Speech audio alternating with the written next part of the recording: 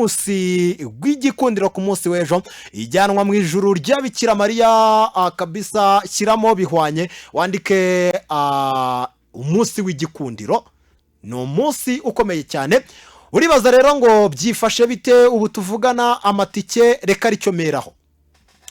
Skybox Rayon Sport sold out, amatike yashize miliyoni 2 ubwo kabisa karavivutse.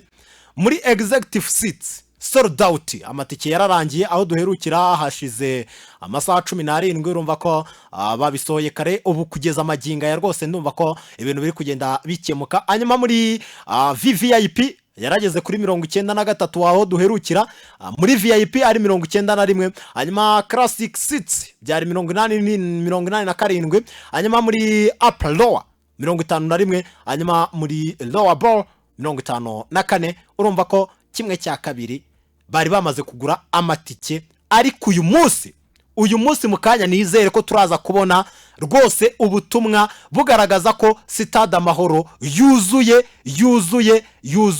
Barakubwira ngo sirimuka seruka rabagirana mu mwambaro wa Rayon Sport, waguze itike yawe wambaye Rayon Sport akajezi keza cyane kanditseho Skol mu gatuza kabisa, umeze neza cyane. Nibyo bita gusirimuka. Umuntu usirimutse, umufana wa Rayon Sport usirimutse ni uwamaze kugura tike kavuga ati ngiye ku munsi w'ejo saa 12 ndaza kuba ndi muri Stade Amahoro ndi kureba ikipe ya Young Africans ndetse n'ikipe yanjye nihebeye cyane. Abantu baturutse muri Leta Zunze Ubumwe za Amerika, baturutse imihanda yose. Wowe urinde wo kutagura itike. Gura itike rero nawe ubu musirimu. Gusirimuka ntabwo ari ukwicara imbere ya televiziyo yawe, gusirimuka ntabwo ari ukuvuga ngo nkondareyo oya, ntabwo ari ubwo busirimu. Ubusirimu guseruka kurabagirana inyenyeri zikakwakira yewana abantu bakabona ko wasirimutse, ni ukukubitamo jezi ya Rayon Sport hanyuma ukagura itike ukajya ku munsi w'igikundiro, nawe ukaba w'igikundiro. Ibindi byo rwose wapi 3,000 5,000 15 ukagura itike. Abantu bari kuva muri Leta Zunze Ubumwe za Amerika bari kuza kwirebera Rayon. Mwaraye mubonye Yanga yaraye ikitse mu Rwanda imeze neza cyane. Urumva se kabisa hari ikibazo? Hari ikibazo rwose? Nta kibazo gihari. Urumva ko umuntu wese ukunda Rayon agomba kugura jezi ya Rayon Sport. Nuko nguko bimeze. Hanyuma rero udushya turi kuranga umunsi w'igikundiro turaduhera kuwitwa Sad Habiyakare. Uyu ni umufana wa Rayon Sport ukomeye cyane. Sad Habiyakare kabisa yaturutse muri Leta Zunze Ubumwe za Amerika. Aravuga ati navuye muri Amerika nza hano i Kigali nje mu munsi w'igikundiro. Gatekereza umuntu yavuye muri Amerika, wowe uri Gicumbi, uri Gatsibo, uri Kigali, uri ngo ntushaka kujya kureba Rayon Sport. Wowe bite fata akajezi urohemo usirimuke nawe useruka urabagirane. Nawe tuzabona iyo foto reguri muri Stade Amahoro uri kuvuga ngo nagiye mu munsi w'igikundiro kwijyanwa mu ijuru rya Bikira Mariya. Narindi muri Stade Amahoro ndi kureba ikipe nkunda ya Rayon Sport. Abantu bari kuva muri Amerika, wowe utegereje iki? Gura itike yawe. Urumva ukanza akanyenyeri 662 akanyenyeri 700 akanyenyeri 11 91 ugura itike yawe, ibintu bigende neza. Iyi Rayon Sport yuzuze Stade Amahoro, ibintu abantu bihangwa nyanga. Urumva Rayon Sport nta bushobozi mufite bwo kuzuza Stade Amahoro. Niba turi kubona hari hasigaye hafi amasaha, wenda reka tubara amasaha 17 cyangwa 18 hagati aho, amatike amwe yamaze kuba sold out, ahandi ari 50% kuzamuka. Ubu ejo ntabwo twabona mu gitondo nka saa 3 bavuga ngo amatike yose muri Stade Amahoro yamaze kuba sold out. Abareyo ni mucimaka. Rayon Sport niyo kipe ifite abafana benshi mu gihugu. Rase kugira abafana benshi utajya muri stade ibyo ntabwo bikora.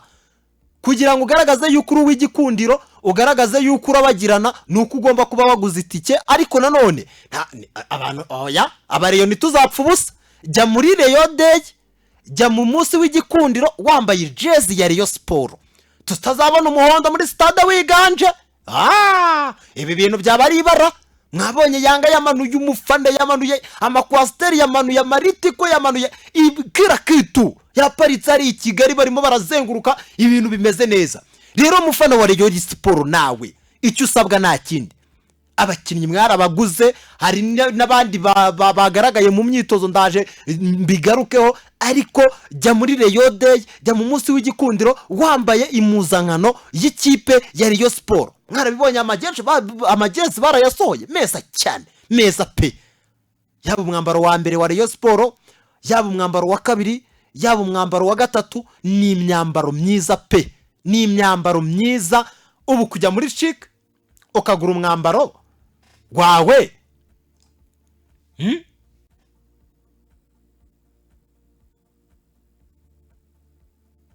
muri chic ground floor D054 A, ukagura umwambaro muri chic building, mu nyubako ya chic nyine birumvikana, ukagura umwambaro wa Rayon Sport nawe ukagenda wasirimutse umeze neza. Hari uko Rayon itabasirimuye, Rayon igire kubasirimura, bazanira utwambaro tugezweho, twambaro nyine twa tundi tw'abasirimu, ntawe unanirwe no kugira ngo ukagure urundemo hariya. Rero urumva ko ni ikintu cyiza. Hanyuma ku kindi gihari uyu munsi, mwabibonye ko ikipe ya Young Africans yaraye igeze i Kigali, barayakira rwose. Abarimo Twagirayezu Tadayo bari bahari, abarimo Wasiri bari bahari, abagiye batandukanye kabisa bari bahari, bagenda bakira abasore b'ikipe ya Young Africans yageze mu Rwanda kabisa nijoro.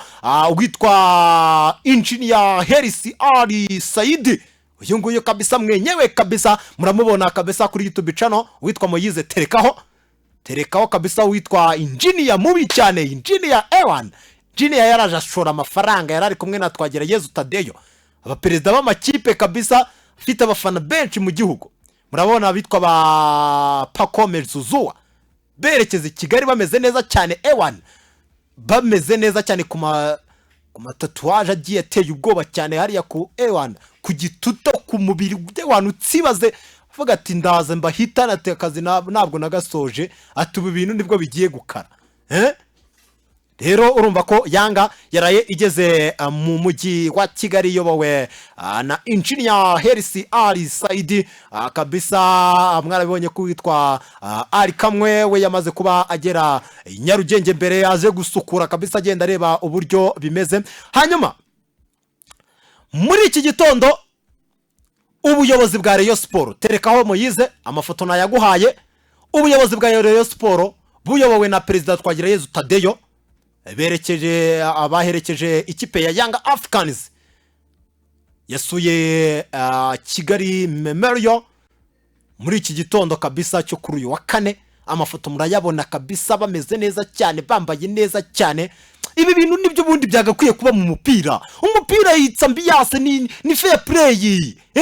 Kipe ya Yanga yamanutse ku kadorara, abantu tukakabona, abantu bakaryoherwa, umujyi wa Kigali abantu bagatangira gutembera, bagacamo bagasura inzibutso, ibintu nyine bikaryoha nyine. Football nyine football ni umuryango uhuza abantu, hapana ibintu byo kwikanyaga byo kwikomeza. Ujya urubona kuntu bamanutse abasore ba Yanga bambaye neza pe, umuhondo n'umukara hariya, Ewana bagenda bacishamo bavuga bati reka natwe twogoge Kigali Nyarugenge, reka tuhogoge tujye kureba igihugu gitekanye, igihugu gifite umutuzo, igihugu gifite isuku, igihugu gifite kira kitu, kanatwe twigabe.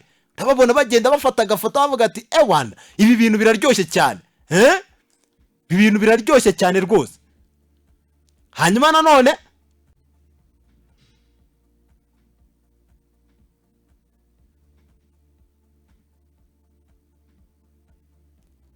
urabona ko na komite ya Rayon Sport, abakinnyi ba Yanga nabwo babaherekeje, bashyize indabo aharuhukiye imibiri y'abasaga 250 bishwe muri jenoside yakorewe abatutsi mu 1994. Amafoto ngira ngo Mugize nawe arayafite agenda aterekaho cyane. Ibyo ni ibikorwa bibumburira cyangwa se byibanze mbere yuko habaho umunsi w'igikundiro. Ujye unyumvira ibintu nyine ibintu bikorwa bigiye bitandukanye, kuza ayo makipe akomeye nayo akaza agasura u Rwanda akareba uburyo u Rwanda ruri kwiyubaka, akareba kira kitu, akajya ku nzibutso, akajya kureba amateka y'u Rwanda, agatemberezwa mu mujyi wa Kigali, ibintu nyine bikaryoha nyine ukabona ko na ambiance abo bantu nyine bakajya bagenda birahira u Rwanda bavuga bati hako mu Rwanda twabonye ibintu bimeze fresh cyane. Uri kumva? Iyo ngiyo ni gahunda ya Rayon Sport. Urumva? Ni gahunda bise Thursday pre-match program for umunsi w'igikundiro 2025. Saa 3 Yanga yagombaga kujya gusura Tanzania High Commission iherereye Nyarutarama, bagiyeyo.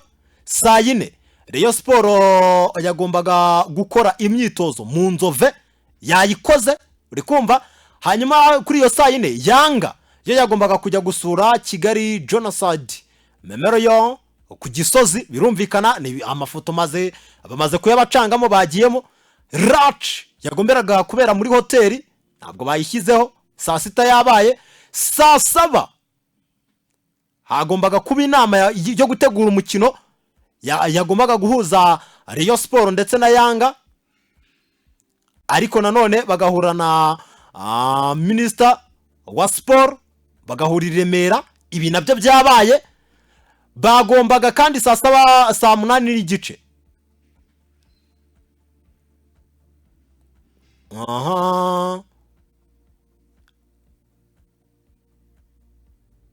saa 8 n'igice bagombaga kujya Kinyinya.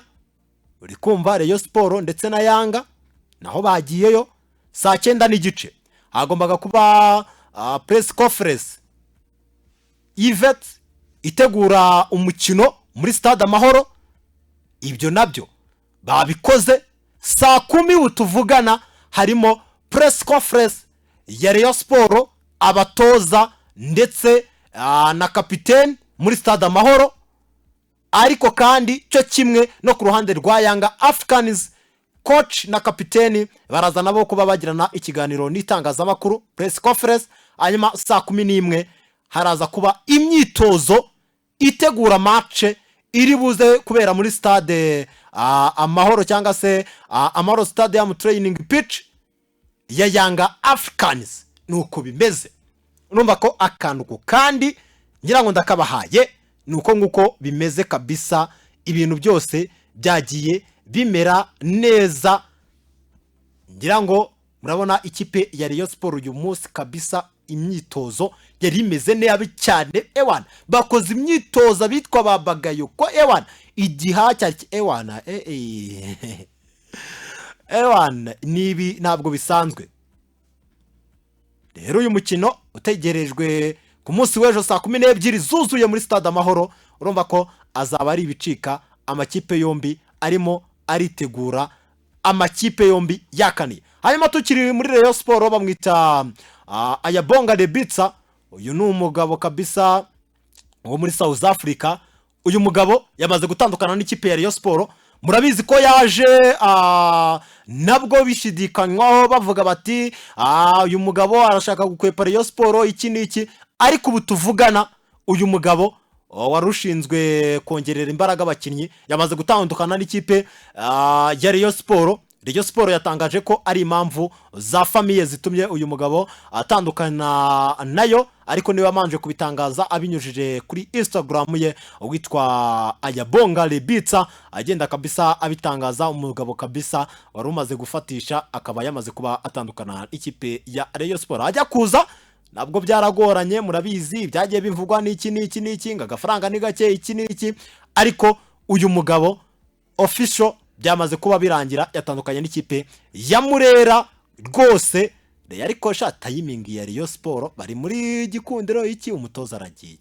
Abitwa wa Yusidian kuza Kigali byaranze, babahareje tike, ariko kugera i Kigali uwitwa Yusidian ndetse na Furunganye na nubu ni baragera i Kigali. ngo umuaje w'aba bakinnyi bo muri Senegal ngo yararakaye cyane kugeza ubwo uwitwa Youssou Diagne bamuhaye itike, ibintu byose barabiganira, ariko yirwa arerega ikipe ya Rayon Sport Youssou Diagne kugira ngo agaruke muri Rayon Sport, ngira ngo bizasaba kwiyambaza amategeko, kuko maginga ya byari biteganyijwe ko yagombaga ubundi kuba yarageze mu Rwanda muri iriya weekend yashize. Kuwa mbere akaba yari gukora imyitozo, kuwa kabiri akayikora, kuwa gatatu akayikora, n'uyu munsi akaba yari kuyikora, ku buryo byanashobokaga ko byibura yari buzitabazwe no kuri iyi match akaba yajya amasimbuye, kubera kurumva ko abandi bamaze hafi kwezi kose kunarenga bakora imyitozo, babakuba Famille Lotfa, bakuba ibintu bimeze neza. Aya Bonga Rebitsa nawe ashyiraho ko ibintu bigenda neza, ariko Youssou Diagne maginga ya ntabwo aragera i Kigali. Niki cyabuze? Icyabuze nta kindi, uwitwa Youssou Diagne arimo aragondoza ikipe ya Rayon Sport, arimo arayikina nk'akadenesi, arimo arayinaniza, arimo arayikwepa. Umwaje we ngo yatanze proposal z'abakinnyi muri Rayon Sport barajugunya, arangira aravuga ati wa mukinnyi we ni ngewe ugushakira akaryo, ni ngewe uguhahira, tuza gumaha manzi byawe mbikurikirane. Ikibazo cyo kwibaza ni kimwe, kuki amafaranga yayakiye kandi abizi neza ko atazagaruka? Ibi ni bya bindi nababwiye byo kuvuga ngo umuntu ubuze icyo ashaka ntabwo afata icyo abonye. Ibi bintu nzajya mpora mbibasubiriramo, ntabwo kuvuga ngo ugiye guhaha inyama ngo urazibuze, ngo ubwo nzibuze rero ngo reka nitwarira amagufa ngo n'ubundi ngo nta kibazo. Oya, nibyo bintu ntabwo ari byo. Urumva ugwitwa Youssou Diagne impamvu ari gutinda, murabizi abakinnyi baracyari kugurwa, aracyari gushakisha indi kipe, ni nayo mpamvu yafashe amafaranga ya Rayon Sport mbere ariko akaba atagera mu Rwanda. Abantu mu byumve, ni kwa kundi kuzirika abantu ku kagozi. Ibi ngibi Rayon Sport rero nabyo ikwiye kubihagurukira. Umukinnyi umuherereza amafaranga yawe, umuhereje tike y'indege, mwemeranyijwe ko ari buze mu kazi, ariko ntabwo ari kukagaragaramo. Ariko kubera ko mukeneye umushakaho izo serivisi zawe, we nyine ari kumva, ntabwo ari kumva yakugondoza, kuko ntabwo wambwira impamvu ntabwo arwaye. Wenda Farunganye we wabyumva, avuga ati Farunganye wenda aracyari mu tuntu two gukora imyitozo ku giti cye, ntabwo arakira n'ubundi kuza muri Rayon, ntabwo ari aje gukina, wenda aracyari kugenda ashakisha uburyo akora recovery, ariko nawe yagakwiye kuba ari kuyikorera mu Rwanda. Aba bakinnyi rero b'Abanyasenegale barimo barakwepa ikipe ya Rayon Sport. Rayon ni ugucungira hafi, bitabaye ibyo iyi kipe ya Rayon Sport izaguma muri iki kintu cyo kwirwa yiruka inyuma y'abakinnyi. Aho abakinnyi bakirutse kuri Rayon Sport, ahubwo Rayon Sport akaba ariyo yiruka inyuma y'abakinnyi, kuko Youssou Diagne ni umukinnyi mwiza muri defense birumvikana, kuko yaranabafashije, ariko umuhaye tike akwijeje kuza mu kazi, ntabwo ari kuza mu kazi. Abanyamategeko ba Rayon Sport nabo bagakwiye kuba bari tayari, kuko sinekereza niba umuntu mufitanye amasezerano ukamuha tike, ukamwishyura amadeni wari umurimo, ariko naze mu kazi. Ni kwa kundi rero arategereje, ari kuvuga ati n'ubundi Rayon Sport ni ikipe mbonira aho ngaho, yarankoroze iki n'iki, reka nanjye nyikoroge hanyuma turebe imbwa n'umugabo. Araho nyine bari gucengana tu, arategereje ati nimbona offer nziza nzigira gukina handi, udufaranga twa Rayon nubasubize, tunasesa amasezerano, kuko asigaje mu mwaka umwe. Youssou Diagne rero urumva ko ibintu bye ntabwo bisobanutse. Ibi bintu Rayon Sport rwose nayo biyibarisha nabi, cyangwa bikaba ariyo mpamvu turi kubona Rayon Sport wagira ngo iracyari ku isoko, kuko no ku munsi w'ejo abantu bari mu nzove bambwiye ko babonye hari andi masura mashya akiri mu mwigeragezwa, somba zigiye rizarangirira, bakaba ariyo mpamvu bagura aba defenseur indundo, kuko nibafite uwo bizeye. N'uwo Youssou Diagne basojanyije sezo ishize, urumva niba mwizeye, kuko niba umukinnyi umuhaye kira kitu ariko wamubwira ibyo kuza mu kazi akakubwira ati sigaho buretse, urumva ni ikindi kintu gikomeye cyane. twamamaze gato turagarutse twerekeza mu ikipe ya APR. Gutsinda nyenyesho hadiye buri kwezi bakajya bama 500,000. Inkuru ya misigaro ni kimwe n'iya Jean Paul Harerimana na Jean Pierre Niyonizeye nabo batsinze Shwadiru bakaba bahembwa 500,000 buri kwezi mu gihe cy'umwaka. Wicikwa nawe kandi akanyenyeri 240 akanyenyeri 2 urwego mu mafaranga 500 utsinde. Inzozi Roto, tsinda dutsinde.